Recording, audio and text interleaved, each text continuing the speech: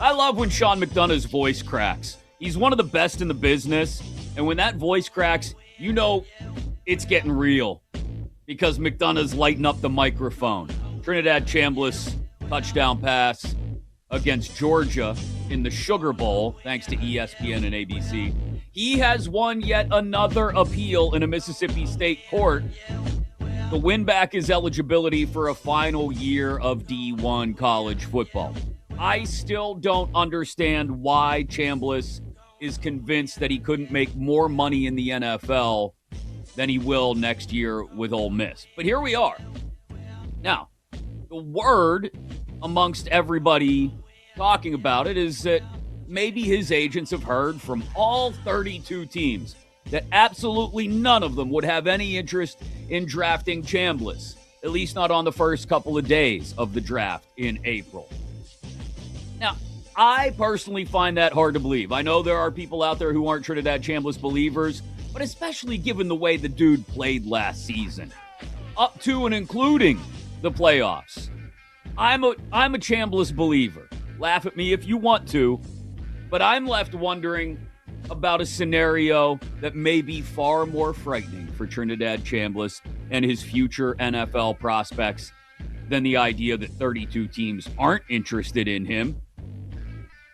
I'm left wondering about the possibility that maybe one team is way more interested in Trinidad Chambliss than anybody else.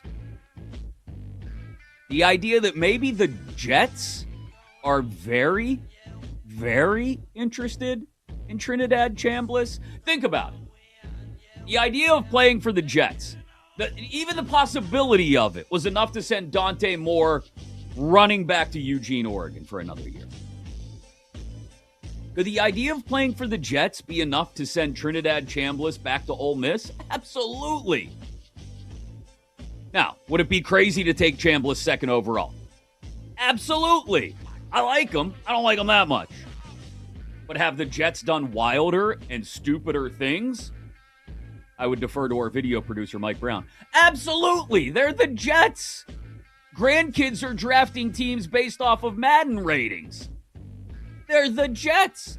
And maybe it wouldn't even be about going there in the first round, right? Because I think we all agree, even those of us that like Trinidad Chambliss, not a first-round talent yet.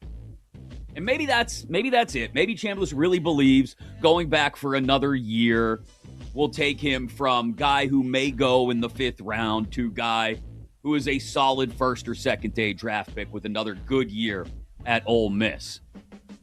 But maybe he's just heard that the Jets really like him and that they'd even take him in a later round.